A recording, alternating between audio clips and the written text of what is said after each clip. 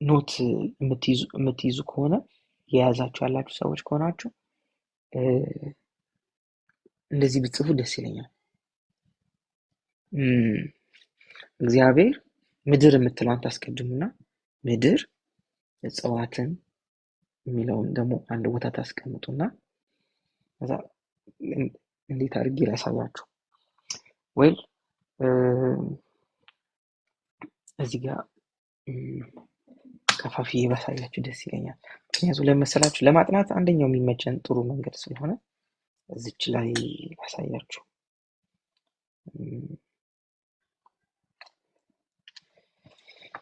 ኦኬ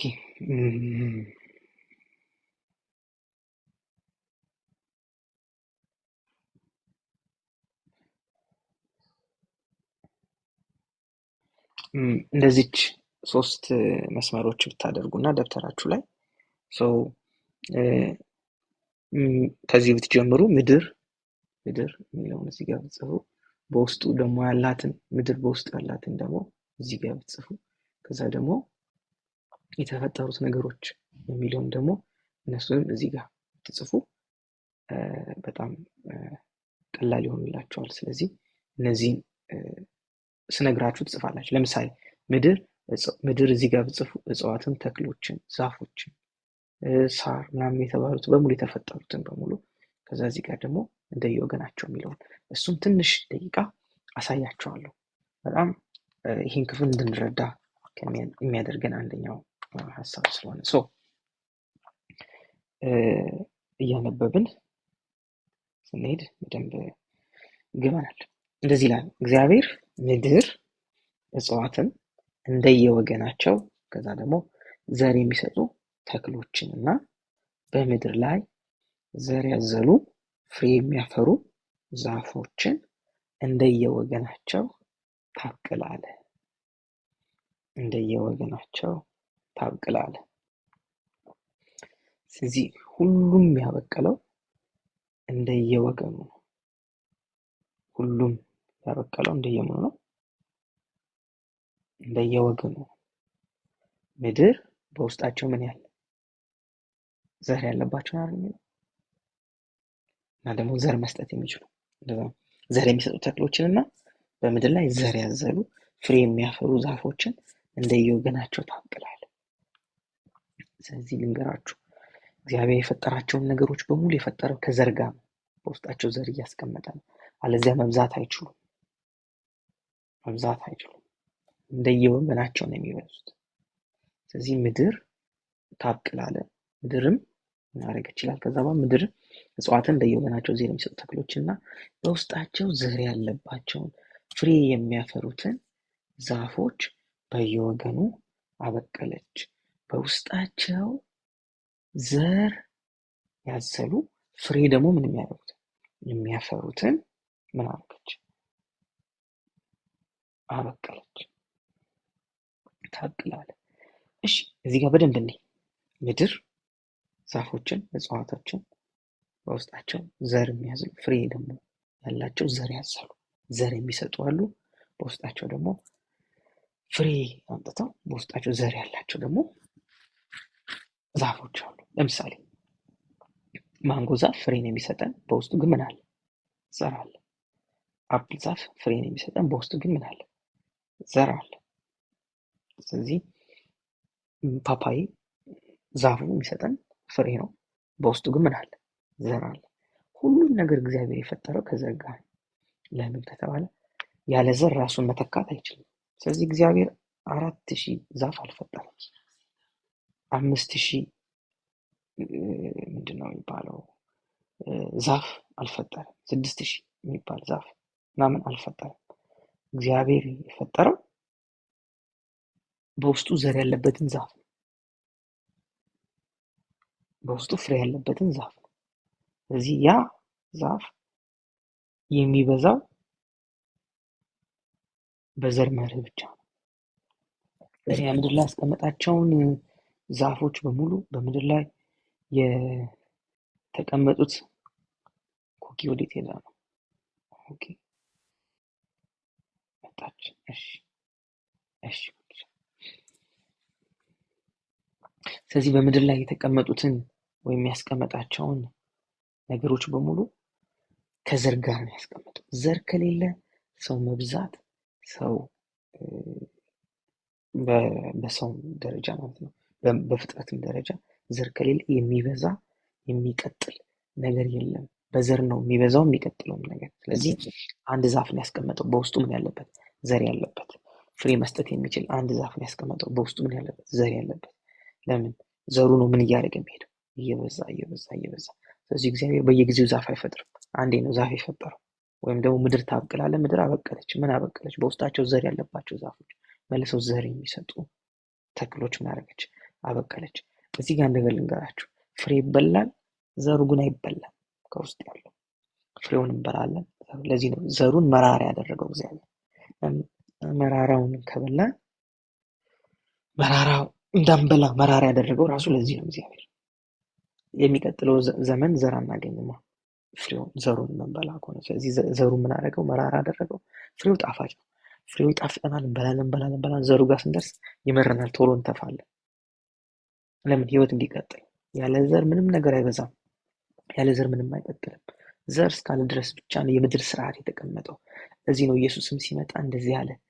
እኔ ስለ ራሱ ሲናገር አንዲት የስንዴ ቅንጣት ካልሞተች ካልበሰበሰች በቀር ብቻዋን ምን ታደርጋለች? ትቀራለች። ስለዚህ ራሱ እንደ ስንዴ ቅንጣት ወይም እንደ ስንዴ ዘር ተናገረ፣ ካልሞተች ካልበሰበሰች። ስለዚህ እንደ ዘር ነው ራሱ ምን አድርጎ ሞቶ ምን ያደረገው? ተነሳው። ሞቶ በተነሳ ጊዜ ሁላችን ምን አደረግን? ተነሳን። ስለዚህ የዘር መርህ እግዚአብሔር ለአትክልት በሙሉ ለተክል በሙሉ አስቀመጠ። እንግዲህ አሁን ሳይንስ የደረሰበት ላይ ደርሶ በውስጡ ዘር የሌለው ፍሩት አትብሉ ይባላል። ጤና ያበላሻል፣ ያውካል፣ ያሳምማል፣ አርቲፊሻል ነው ይባላል። እግዚአብሔር እንደፈጠረው እግዚአብሔር እንዳቀደው አይደለም፣ ከሰው እውቀት የመጡ ናቸው።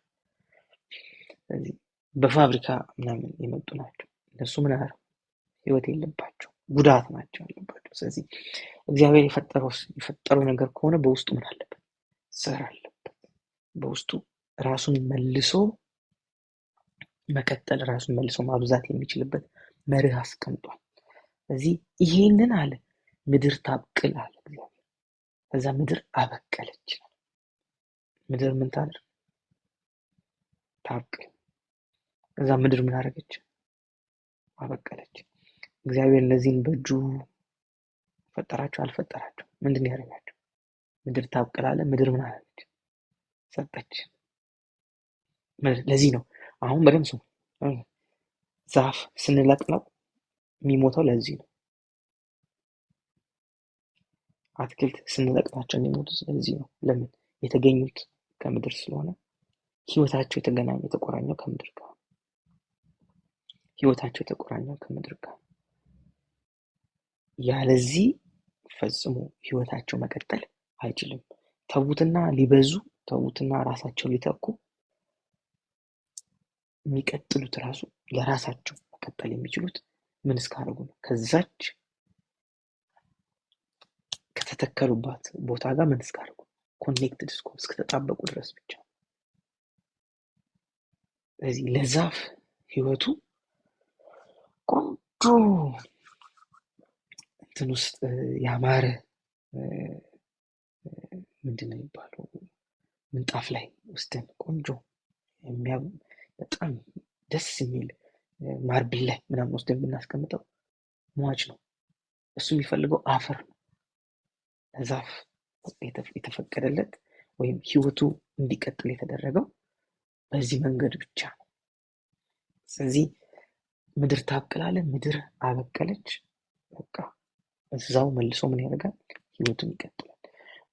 መጽሐፍ ቅዱስ በሐዋርያት ሥራ ምዕራፍ 17 ቁጥር 24 ላይ ሲናገር ስለኛ ሲናገር ከእግዚአብሔር ጋር ስላለን ግንኙነት ሲናገር እንደዚህ ይላል፣ ያለነውም የምንኖረውም የምንንቀሳቀሰውም በእርሱ ነውና ይላል። ስለዚህ ዛፎች ያሉትን የሚኖሩትን የሚንቀሳቀሱትን በቦታቸው እስካሉ ድረስ ብቻ፣ በዛች በተተከሉባት ከተገኙባት ቦታ ላይ እስካሉ ድረስ። ከዛች ከተገኙበት ቦታ ትንሽ ከተነቃነቁ 2 ቀን 3 ቀን 4 ቀን ሳምንትም አረንጓዴ እንደሆኑ ልናያቸው እንችላለን። ግን እየሞቱ ትንሽ ከቆየን ቢጫ ሆኖ እናገኛቸዋለን። ትንሽ ከቆየን ደርቀው እናገኛቸዋለን። ለምን? ከተገኙበት ቦታ ስለተነቀሉ። ታስገኛለ ተገኙ። ሲገኙ በውስጣቸው ምን አላቸው? ዘር አላቸው። እንዲያርጉ ህይወታቸው እንዲቀጥል። እሱ ደግሞ እንዲቀጥል ጣፍጦ እንዳንበላ ዘሩን ምን አረገው? መራራ አረገው። የትኛውም ዘር ብትበሉ ጣፋጭ አይደለም። የትኛውም ፍሬ ነው ጣፋጭ። ፍሬ ይበላል፣ ፍሬ ይበላል፣ ይጣፍጣል እንበላለን። ዘሩ ጋር ስንደርስ እኛ አይደለንም፣ እንስሳትም አይበሉም ዘር። ዝንጀሮ ብታዩ ፓፓዬ ይበላል፣ ፍሬውን ግን አይበላም። የትኛውም እንስሳ ወፍ ብታዩ ይበላል፣ ፍሬ ግን አይበላም። ሁሉ ፍጥረት የሚበላው ፍሬ ነው፣ ዘር አይበላም። እግዚአብሔር ስርዓት እያስቀመጠ ስለሆነ ይህን የምነግራችሁላችሁ ለምድር እግዚአብሔር ከመጀመሪያ ሁሉ ስርዓት በዚህ መልኩ ስላስቀመጠ ይህንን ስንረዳ ይህን ሲገባን አሁንም እግዚአብሔር በዚሁ ስርዓት እንደሚሰራ እናውቃለን። በደንብ መረዳት እንችላለን። ስለዚህ በውስጡ ዘር ያለባቸውን ፍሬ የሚሰጡትን የሚያፈሩትን ዛፎች በየወገኑ አበቀለች። እግዚአብሔር ይህ መልካም እንደሆነ አየ። መሸነጋም ሶስተኛ ቀን። ስለዚህ ሶስተኛ ቀን ቆሞ እግዚአብሔር የተናገረው ምድር እነዚህ እንድታበቅል በዚህ መንገድ ተክሎችና ምድር ተቆራኝተው ምን እንዲያደርጉ። ይሄው እስከዛሬ ድረስ እንደዛ ነው የሚሰሩት። ገብሬ ይወጣል።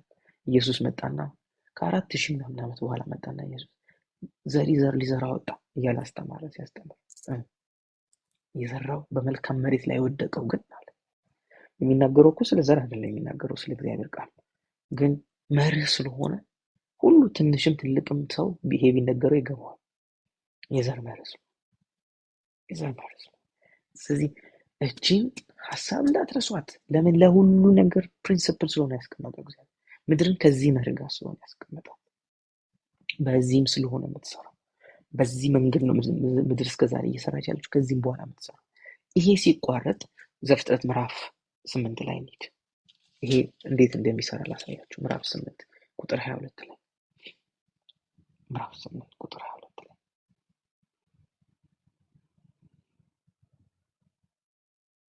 ምዕራፍ 8 ቁጥር 22 እንደዚህ ይላል።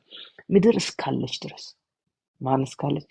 ምድር እስካለች ድረስ የዘር ወቅትና መከር፣ ሙቀትና ቅዝቃዜ፣ በጋና ክረምት፣ ቀንና ሌሊት ምን አያደርጉም? አይቋረጡም። ማን እስካለች ድረስ? ምድር እስካለች ድረስ አይቋረጡም። ስለዚህ እግዚአብሔር ምድርን ያሰባት እንደዚህ ነው። ምድር ያቀዳል እንደዚህ ነው። ይዘራባታል፣ መልሳ ምን ትሰጣለች? መከር ትሰጣለች። እስከ መቼ? እስካለች ድረስ። እስካለች ድረስ መዝራትና ማጨድ፣ የመዝራትና የማጨድ መርህ በዚህ ምድር ላይ እቺ ምድር እስካለች ድረስ የማይቋረጥ አይቋረጥም ብሏል እግዚአብሔር። ካለ አይቋረጥም።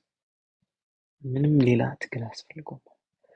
አይ እንትን እየበዛ ነው፣ ነቀዝ በዝቶ እንትን ተንጅ በዝቶ ነው፣ ተባይ በዝቶ ነው፣ እንትን ዘሩ እንደዚህ ያለን። አይ ምድር እስካለች ድረስ መዝራትና ማጨድ ወይም ደግሞ መከር፣ ዘርና መከር ምን አያደርጉም? አይቋረጡም። አይቋረጡም ካለ ምንድን ነው? አይቋረጡም። በቃ እግዚአብሔር ያሰበው እንደዚህ አይቋረጡም ካለ። ከዛስ እንቀጥል እስቲ ወደ ዘፍጥረት 1 እንመለስ። ቁጥር 13 መሸነጋም ሶስተኛ ቀን። እንግዲህ ሶስተኛ ቀን ህይወት ያላቸው ዛፎች ሁሉ ምን ያደርጉበት? የተፈጠሩበት አትክልቶች ነው የመጡበት ቀን ነው።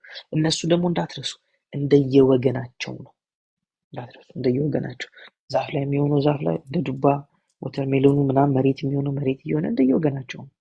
እንደየወገናቸው ምን ማለት መስላችሁ? እንደየወገናቸው ሁሉ ዘር በአንድ አይነት መንገድ አይደለም እንትን የሚያደርገው። ለምሳሌ ፓፓዬን ብታዩ ከአንዱ ዛፍ